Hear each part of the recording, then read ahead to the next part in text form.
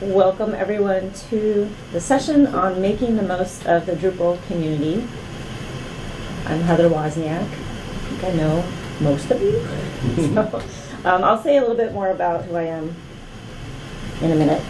But first I want to show our slide naming all of our sponsors and take a moment to thank them and appreciate them, because without their financial support and other kinds of support that we get from them, we wouldn't be able to have this event and have it be as enjoyable and wonderful as it is. So big thank you to them.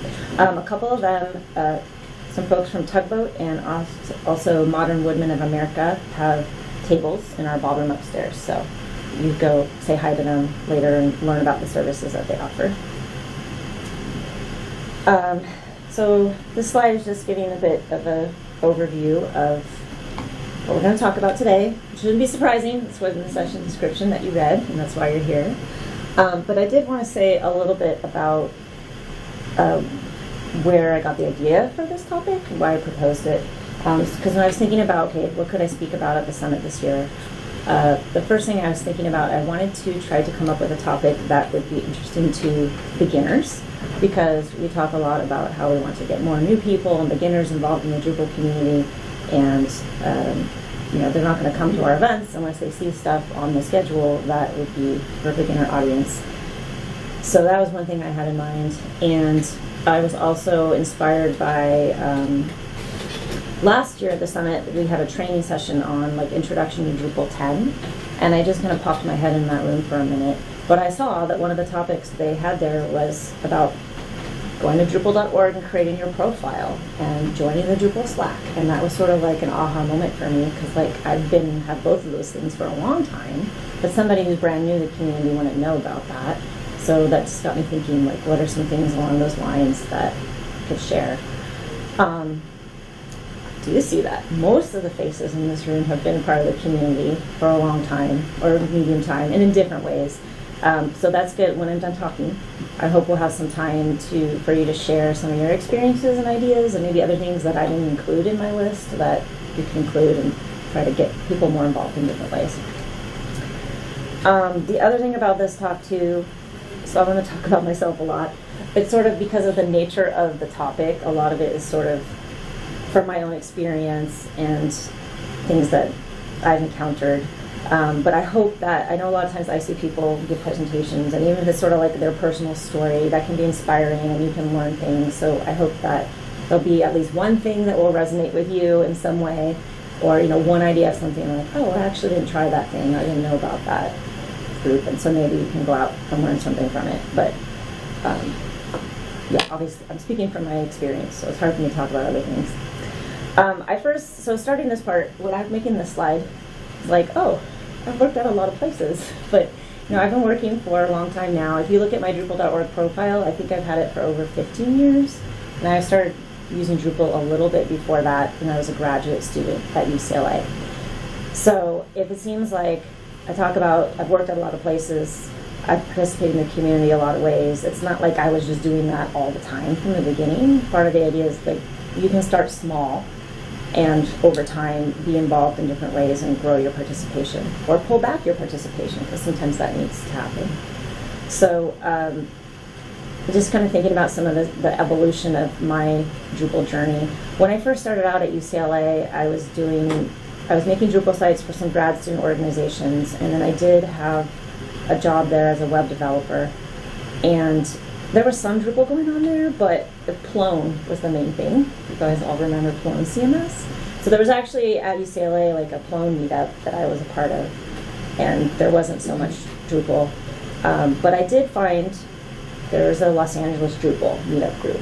So I just started going to that, but it was just showing up, watching the talks, not doing a whole lot, just getting the lay of the land. But that's useful because, right, you gotta start somewhere. And so for me, it was more just learning from what they were sharing and kind of getting a sense of how the community and stuff might work. But then that changed a couple years later when I got my job at University of Washington, because there, the first thing I did was select the CMS we were going to use for this whole new department-wide framework thing we were building, and I chose Drupal. So then my life became all Drupal all the time, which was great. And so that gave me opportunity to get more involved with Drupal in terms of like a little bit of stuff in issue queues and contributions. What year was that? 2011. But then also University of Washington has a Drupal users group. And Andy back there is one of the people who helps to lead it now. And so when I got there, I got hooked up with that group, and pretty soon after I was helping to organize it too. So that was sort of an expansion of me being involved. Yeah, like actually having to organize and run and lead a meetup, as well as just being more in Drupal space. Oh, the higher ed Drupal community too, right? Because I was building a Drupal product here, and I wanted to see what other institutions around the country are doing. So I sort of started paying attention to what was going on with that. I was there for 9 years, and then so that shifted again when I left university land and I started working at an agency. I was at Automatic first for a year, and then they merged with 4 Kitchens. So it was about 3 years altogether that I was in the agency setting.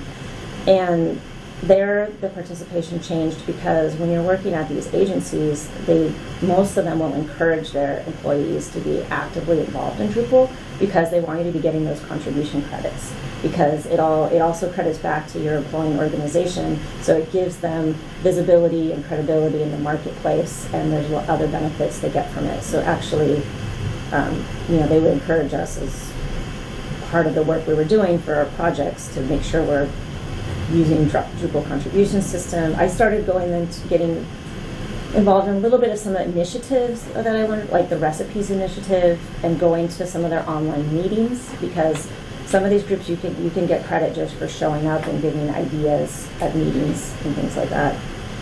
And then also because I left the university, I lost my University of Washington Drupal network, but not totally, because I'm like their alumni and there's still some here, and I still go to their meetings once in a while. But that's when I found the Seattle Drupal users group, and I started attending those meetings pretty regularly, enough that they said, hey, do you want to help lead this thing too? So there we got into that. And then finally, when I moved to Open Scholar, which is another type of company, so that's where more of a SaaS product model. There wasn't at the agency, there's a lot of emphasis on like billable hours and deadlines, so I didn't have as much freedom to work on things as I wanted to. But now in my current role, there's a little bit more flexibility for me to manage my time and what I'm working on. So it gave me a little bit more space to do things like organize the Pacific Northwest Drupal Summit. And I also still really try to be active in, when we can, posting in issue queues, or we have to take over a couple projects that our system depends on, because I want to make sure that our organization is seen as a maker and a contributor and not just takers from the Drupal ecosystem. So that just kind of gives you an idea of how the way you participate might evolve and change over time. So now I'm going to talk for a few minutes about why you should bother to do this, because some people might be like, oh, that sounds great, Heather, but that's also a lot of work. Why should I do that? And it's true. So you have to balance and gauge how much time you're willing to give. Sometimes there's a lot of ways you can make this part of your regular day job and the projects you're working on. Like I said, if you're in a company that values the credits and contributions, then it really feeds each other. And you're right, sometimes you do have to make a choice of, do I want to go to this meeting after hours? Do I want to do this on the weekend? And so your level of involvement might need to vary based on that. But I think in the end, if you put some time into some of these things, there's a lot of really great things you can get out of it as well. And so that's, besides doing good, right? We want to do good and contribute, make the world a better place. But there are other things that you can get from it too.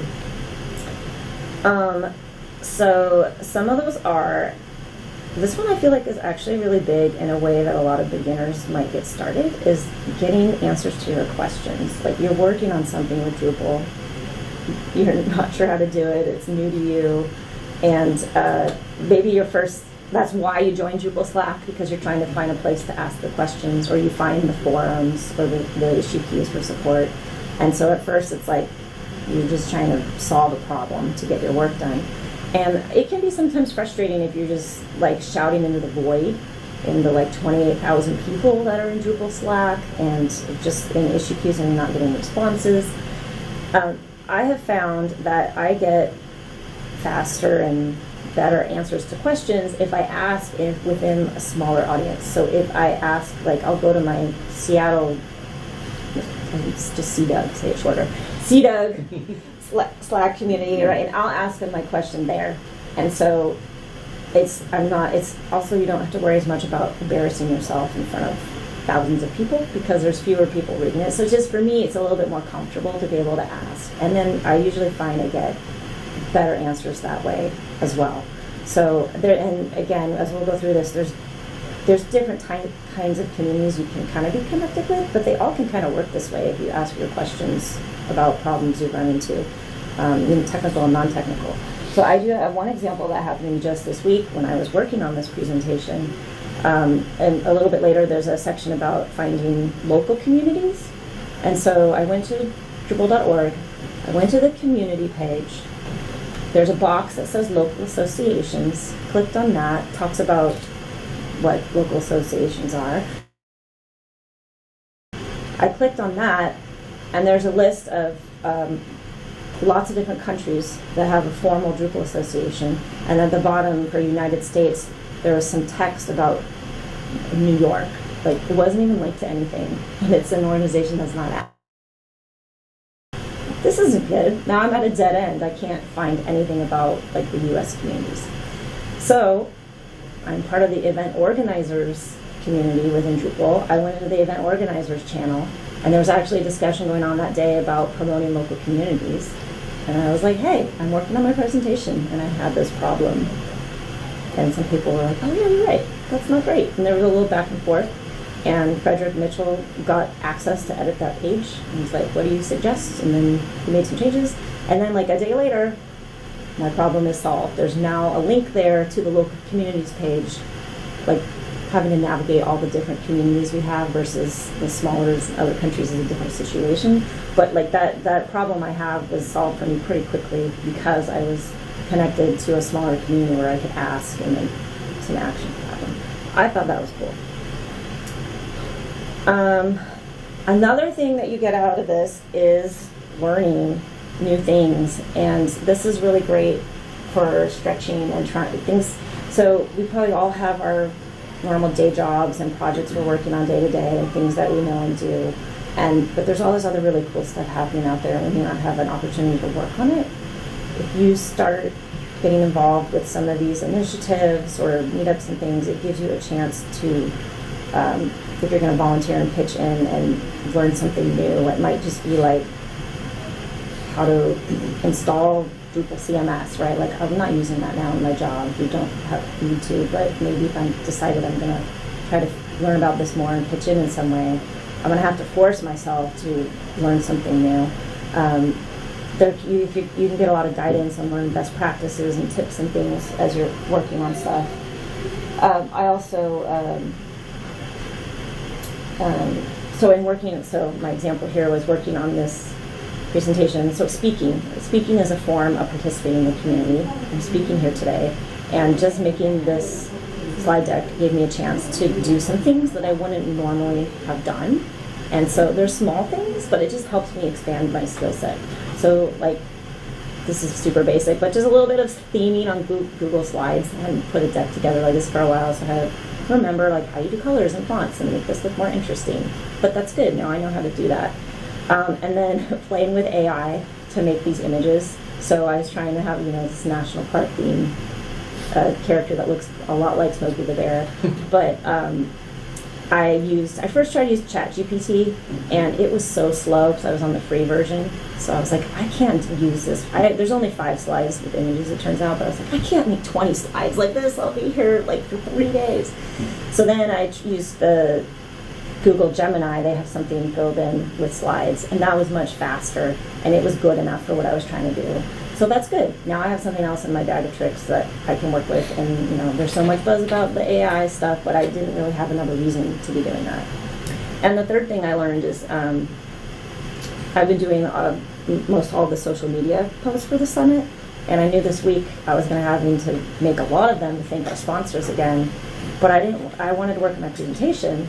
Like, I can't be doing this every day this week. I know there's things out there where I can schedule this stuff out in advance, And so that's what I did. I did a little research, and I found Buffer, this free platform that reports to Blue Sky.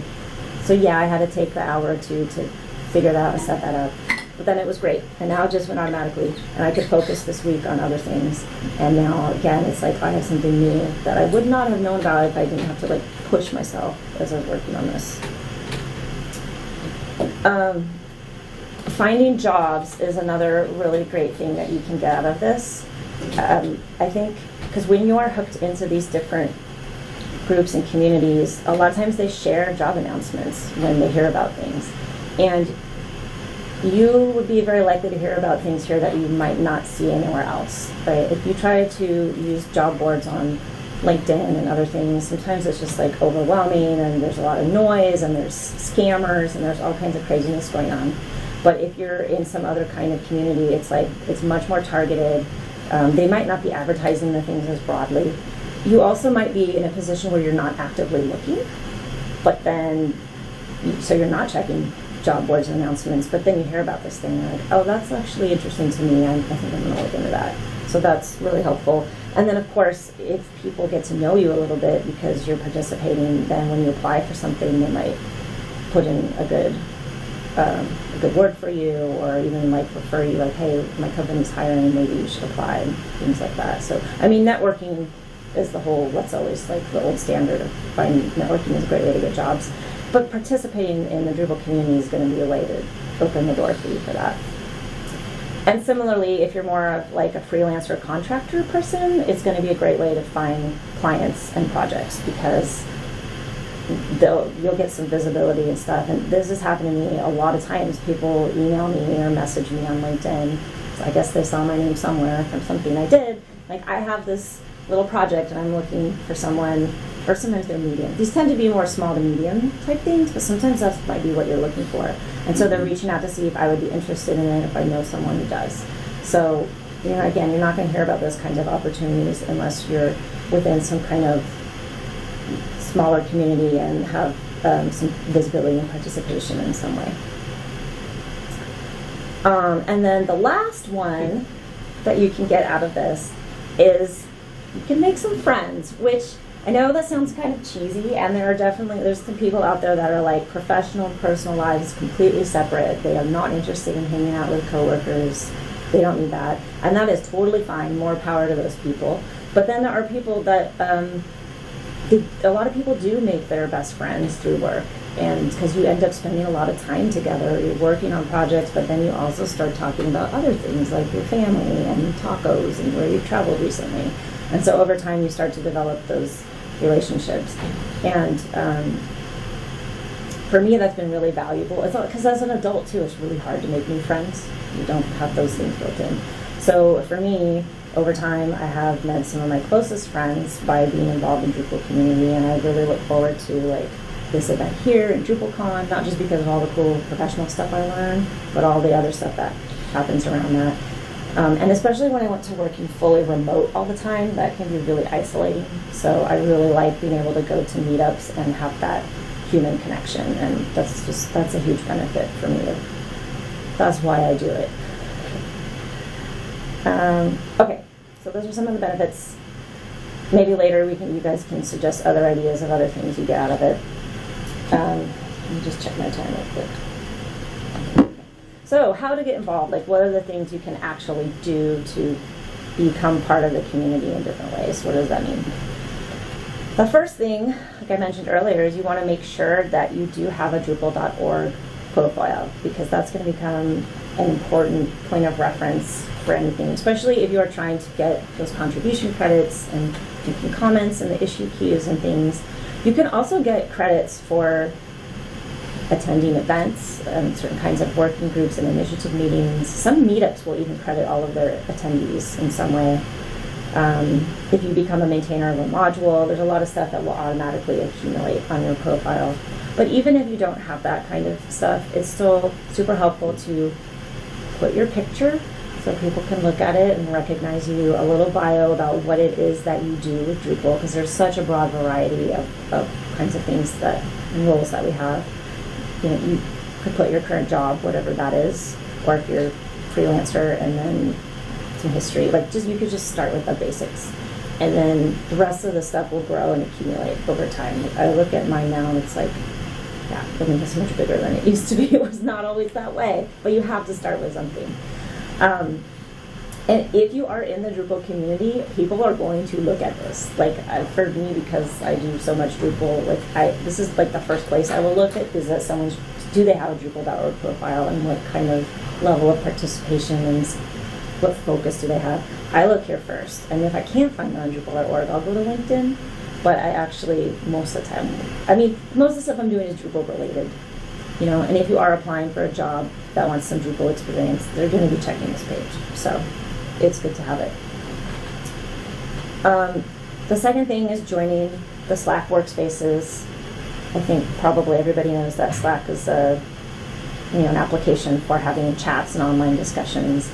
And different organizations can have their workspaces. You can see in my screenshot that I'm a member of some that are, work-related, Drupal-related. Some of the meetup communities have their own. I have some other personal spaces and stuff too. There's a whole page on Drupal.org about Slack and how you join it, some of the most popular channels, and some hints about etiquette and things like that. And that page also has a very long list of separate workspaces that are location-based and topical, so you might want to join them. A lot of groups will have their own channel within the main Drupal workspace, but some of them have separate spaces, so that's good to be aware of and look out for. And because it is such a large global community with people in different countries and different time zones, there is a lot of discussion and coordination that happens in Slack, so it's a really good place to be. It can also be distracting and annoying, right? You don't want to have all these notifications and stuff going on all the time when you're trying to focus on getting something done for the day or for the meeting that's coming up in an hour. So you also might think about that a bit and turn off the notifications or tone them down, or you can mute channels and do things like that, and be a little mindful and self-disciplinary about not constantly checking things unless it's the week the summit is happening and people have lots of questions about it, so you should keep checking it so you can make sure you answer the questions in time. Okay, so Slack, events and meetups. Like I said towards the beginning, that was sort of my first way of being involved with the Drupal community, is just going to events. And that's actually really important if you're shy and you're not sure how to get started. That's okay, just show up. Showing up is a form of participation. It is so important to me that I have y'all in the room here because I don't want to be speaking to an empty room. So if you did nothing but come to this conference and sit in chairs in the rooms, that's great. We need that. We're trying to share information with people and speak, and you shouldn't feel bad about that in any way. Just show up. There is this page on Drupal.org in the community events section that lists a lot of events. If you go to the main landing page, it starts out showing all of the camps, and you have to change the filter or click a link to get more of the local meetups and other types of categories of events that are listed here. Some of the local meetup interest groups are good about regularly posting their events on this calendar, but some are not. We're trying to encourage more active use of it so that more stuff is represented here. So sometimes you do have to do some searching around other places to try to find things. There is the link. This is the other link on the right there. That's the top of the page that has all the local communities. So it's organized by countries and then cities. So you could go there and see if there's anything happening near you. We are starting to, there's also a lot of virtual meetups. So even if there's one not by your city, like Seattle, we have a virtual meetup every month. So even if you don't live on the West Coast or Seattle area, you can come. Chad has been organizing Pacific time virtual meetup users group. Yeah, right. So there's a Pacific time, and then the folks in the Central time zone have started organizing one as well. So, and if there's not one in your area, you want to start one or revive one that used to be like that. That would be cool too. So that's a page where you can find that.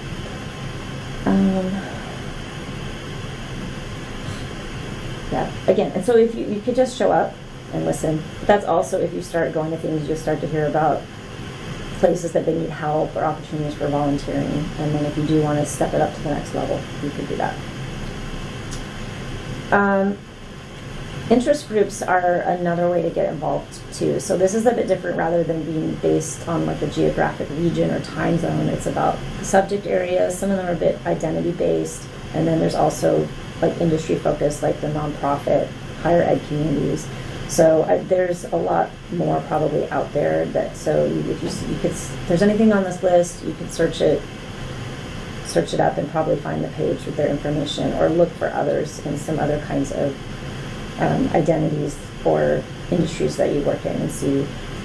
Yet mentoring is a big area too. Drupal's always trying to grow more mentoring and educating for new people. So if you're interested in kind of sharing your knowledge in some way, then you could look at that too. Some of these are active in different ways than others. Like some of them are more informal. They maybe just have a Slack channel and some discussion. And some of them will have like regular meetings monthly or quarterly and things like that. And then the initiatives and working groups, these are more focused on actual, they're not all coding, but like development projects, moving something in Drupal forward. There's a lot of them and it's hard to keep track of them. Of the main ones now that are focused around like Drupal core and the strategic initiatives, there's a lot of them related to Drupal CMS and Canvas and AI. AI is a really huge active area right now. So you could look, and I guess I didn't say this earlier too, like same thing with going to an event. You just show up in Slack, just join a channel and just lurk. You can just lurk and listen and see what's happening for a while until you feel comfortable to ask a question or make a comment about something. I know I'm always opening my mouth, maybe too soon, but then they need that. They need to hear different perspective and point of view and ideas on things. Anyway, so yeah, you can look into some of these types of core initiatives. There's also these kind of more loosely organized community initiatives. I put a few of them here that are on my radar that I kind of pay attention to, but there's going to be others too. And again, you don't have to be involved with all 50 things. But if there's one thing here you're like, oh, that sounds interesting, I wonder what that is, go check it out and see what it's about. And then the last thing, which is good because I'm talking too long, is getting involved in the issue queues, which is that for people that are new, that can be kind of daunting and scary. And my advice there, though, is just dive in. Like, just do it. Just post a comment, questions are not so helpful because it's not really about support. But if you can report a bug, like if you install a module and something doesn't work, or you get some kind of error message, go post it. It's really important to share that. And a lot of module maintainers are super eager and happy to hear about that, and some of them will get on it right away. And again, this goes back to getting your technical problems answered. Some of them will get on it right away. Make a patch that you can use. This is great. Some of them will not, right? It may sit there forever. But then you can try to move things forward in other ways. But it's really good. And then eventually, after you start reporting, feedback is so important. So just testing. Somebody else made a fix and did stuff. Like testing it and see if it works for you. Don't just download the patch and install it and move forward.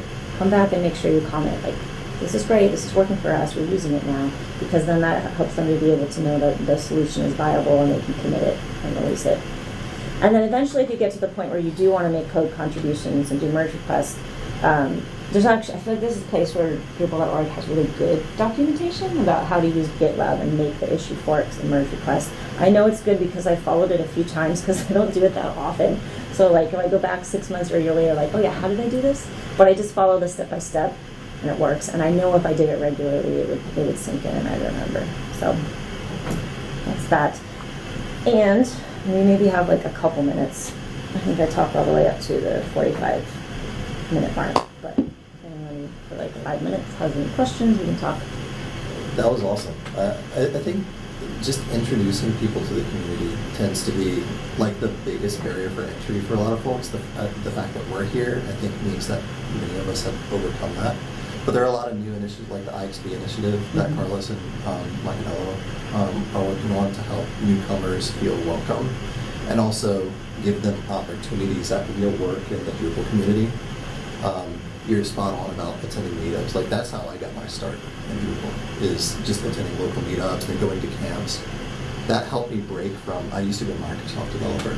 That helped me get into open source by just attending those meetups and they didn't cost anything. I think that's the other barrier for entry sometimes in these sort of things. Yeah, that's good. You touched on one thing, and I don't even know if I can formulate the question, but it seems that there is a push and pull between an open source project like Drupal and a SaaS company which is using it to generate business. And how do you at least pull your own weight and not just be a taker? Any additional thoughts on that? It's hard. It's like, I mean, I think, I can be responsible for what I do, so I try to like model the behavior that I know we should be doing, that I want to see, and try to. I mean, I don't have anyone above me objecting to it in any way, so I sort of just do it and model it and try to remind other people on the team that they can do it too. But I'm at such a small company; it's like there's probably conversations we could and should be having about it, but we aren't. So I'm just doing like my part as an individual to give back as much as I can. I think an easy place to start in that respect are like the modules that you use. Just make sure, like you said, like if you see any errors or if something really you think would be a great addition, you can make a feature request just for the subset of things that you use, because those are related to your product. You're using them. Yeah. So being involved with those, that can like be the more narrow focus that helps you sort of get over the hump and be involved. And contributions take different forms. Like code is the most obvious, testing was another, documentation is yet another, translations are another, volunteering at events is yet another, mentoring is another. So I think just finding out and testing them all, like wherever you feel comfortable. Like I feel that's how you get involved, and as you interact with people in all of those avenues, you find other things that you might like. And speaking is really great too. I think you can make a case for speaking, because you can speak in a way about things that it's not a sales pitch, but you're still gonna help spread knowledge and awareness about your company. And so you're giving back, as you can share knowledge that you have by using the software and the product, but then at the same time it kind of advances the interest of the company too. I think that's a really good point. Actually, like for me personally, getting into like software space, a big thing that I did early on was just like I went and I just like found events and was like, I'm gonna go talk at this event about something, and I wouldn't even know what I was gonna talk about, and I would just pick something that I wanted to learn about and be like, I'm gonna talk about this thing that I want to learn about, and I'm gonna spend a bunch of hours learning about this thing just so I can go tell people about it. And it's like it was like giving myself homework, you know. It was a really good process. that works, yeah. Yeah. So how do we keep from getting ourselves into a bubble, an ecosphere? I noticed, look, last week actually I went to a series of events in San Francisco called San Francisco Tech Week, and it was giant. There were like hundreds of events, and they were all pretty big and well attended. And I went 2 days, and I wish I had like done it more. And I talked with lots and lots of people, and was in rooms with lots of people, kind of like this, involved, techie, socially aware kind of types. And I noticed that almost none of them even knew what Drupal was. Mm-hmm. And I found myself like describing it a lot and realizing that they didn't know us. Understanding that we're in some sort of bubble like this. How many other bubbles are there? And how do we reach them? How do we interconnect with them somehow? Yeah, I mean, I think it's actually, a lot of what we do is not Drupal specific. Like, if that's the question, like, am I doing something that I can share that's not Drupal specific, but I could go to an event that's not a Drupal event? And I guess, like I just said, like, you're representing your company. You're talking about, like, a specific knowledge, something that you have, and it's not about the company that gets second billing. The same thing with Drupal. Like, I could talk about the processes I use to plan site architecture or do user testing or organize a community or like whatever it is that I feel like I know how to do and I'm good at. And like, it's not about the Drupal piece so much, but maybe we start doing that more. Like, it'll get more like connect the bubbles or something. It struck me one of the maybe obvious answers is for next year's Tech Week, maybe I'll try to set up a Drupal event at it and be like, hi, here we are, come meet us. Yeah. Oh I my mean, God, the Longhorn PHP conference is a PHP conference, and I don't remember exactly how many talks they got on there, but they promoted it in Drupal, and they're having a couple of things there, but it's a different one.